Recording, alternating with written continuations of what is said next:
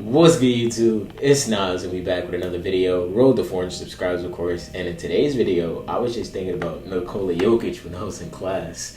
And I don't know, like, where do we think Nikola Jokic ends up all time? Because I had this thought where I saw Michael Porter Jr. talk about Nikola Jokic is the best player of all time, or he said something like that, where he's the best player in the league. And I'm like, where can he end up? He already has the accolades, and he's only like, what, 30, 31, 29? Like, there's just so much possibility. And remember, when he got to his first championship, he wasn't smiling at all. He was acting nonchalant and shit. And I saw a video when he was back in Serbia, and his horses won, and he cried and shit. So I want to know, like, where does Jokic end up on this basketball shit? Like, right now, I would probably put him in the top 30 all time, but can he reach the tens? Can he reach even the single digits? Like, what is the possibilities? What does Jokic have to do to obviously make himself an all-time great? He's already an all-time great, but cement his legacy even more, because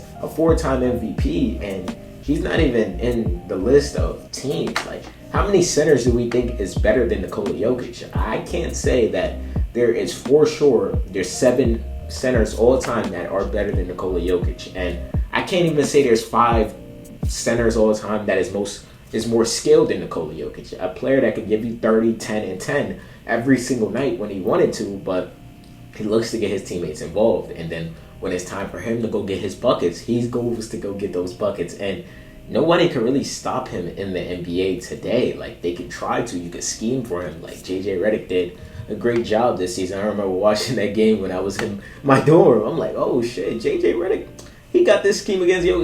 You send multiple forwards at him, and it's going to mess him up. But obviously, throughout his career, he only has 1 championship. So having 1 championship, having 4 MVPs, you're going to get somewhat of the criticism, even though some of the criticism doesn't even fall on him.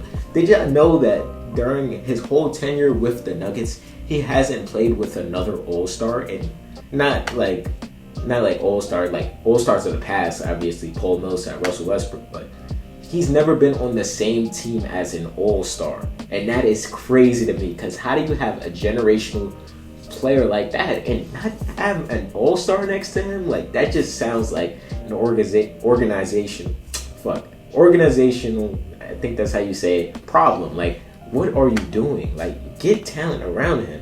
And obviously, this Nuggets team, I feel like, is way better than their last year's team, which got the NBA champions to 7 games when they really had no consistent shooting on that Nuggets team. Like, the best shooter on that team was Aaron Gordon. And I know Aaron Gordon has stepped up his 3-point game a lot, but him being the best shooter on a night-to-night basis, are you sure you're going to trust that in basically going forward? And they really addressed that concerns this offseason. Like, they picked up Cam Johnson for Michael Porter Jr., who is cheaper than Michael Porter Jr. actually, and they were putting up basically the same stats, identical, but Michael Porter Jr. was making way more money. So getting Cam Johnson on a cheaper deal, and Cam Johnson has better defense than MPJ for sure, it sets you up for the future. They got Bruce Brown back, who was a key piece to their championship run in 2023. And the Nuggets have a chance this year. Like, I feel like they have a way better chance than last season. That I would give them last season, even though they took the Thunder to 7 games.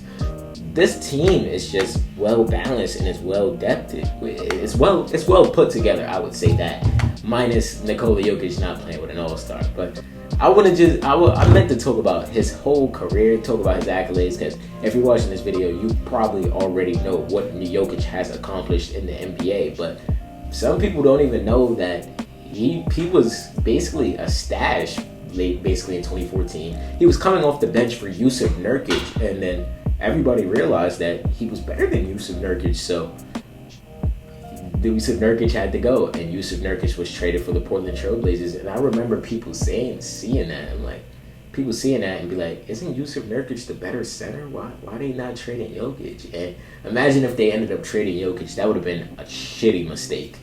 Yeah, that would have been a terrible mistake to make, trading Jokic like that. And we all know he showed like tiny flashes. Like, you could see it. You could see the potential blooming when you look at young Jokic, even rookie Jokic, even summer league Jokic. You could see what the Nuggets saw in him back then, and then him turning into this generational, this all-time great. Like, not a lot of people seen that, and he was drafted during wasn't it a Taco Bell commercial? Like when they still say that should be funny to this day to me.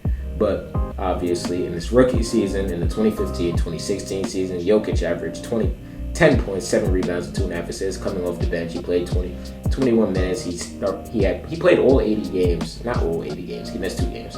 In the 2016-17 season, he averaged 16.5 points per game, 10 rebounds, and 4.5 assists. And I'm pretty sure this is when he started to make dramatic improvement once he got the starting lineup adjusted. Like, he was not worried about Jusuf Nurkic anymore, like not being ahead of him. It got Jokic a chance to shine, and he shined. In the 2017-2018 season, he averaged 18.5 points per game, 10 rebounds, and 6 assists. And I remember thinking back then when I was a kid, I'm like, this center and Jamal Murray are nice. And I was thinking, like, who's the better player, Jamal Murray or Nikola Jokic at the time? And I would be way wrong, because we know Jamal Murray has never developed into that all-star. Like, he's always a playoff riser, but when it comes to the regular season, when it's time to make that all-star jump, he just never seems to make it, which is kind of shocking to me. Because after the 2020 bubble season, I'm pretty sure everybody in the world expected Jamal Murray to be an all-star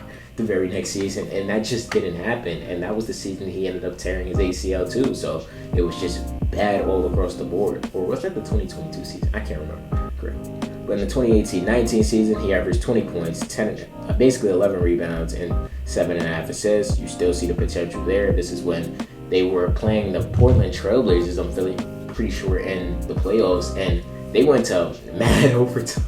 They went to like 6-5 overtimes, and like it's kind of that game. That I saw clips of that game. It was Romeo matched the glass, and then the Nuggets ended up losing that series. And the next season, the 2019-2020 season, obviously the bubble season, I'm pretty sure this was when, the 2018-19 season was when he made his first All-Star appearance.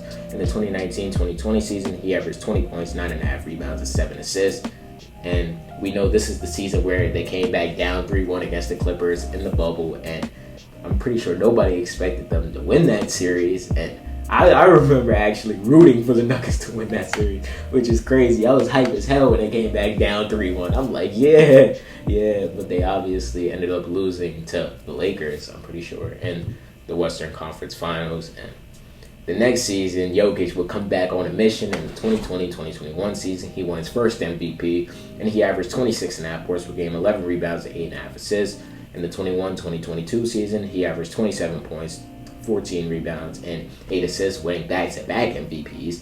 In the 2022-2023 season, where you could say that he was robbed for an MVP and they gave it to Embiid, but I'm not going to say that because I actually wanted Embiid to win an MVP.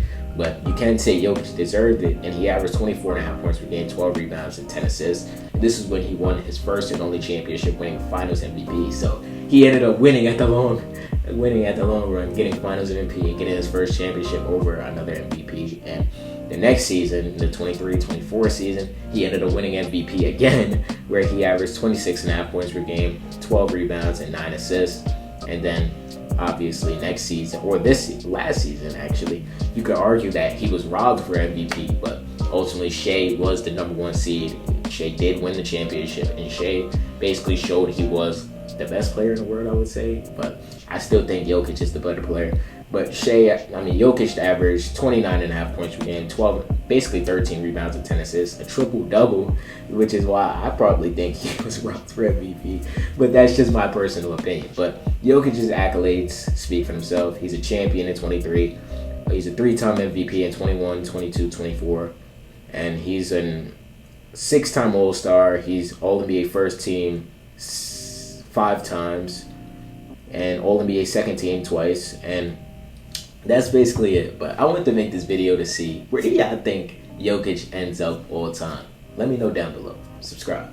What's good, y'all? If y'all made it to the end of the video, I hope you guys enjoyed this video and engage in the channel. There's a video on the left, and I'm pretty sure the channel icon's in the right. Click one of them hoes, man, and if you enjoyed this video, leave a like. It helps me out, and I appreciate you.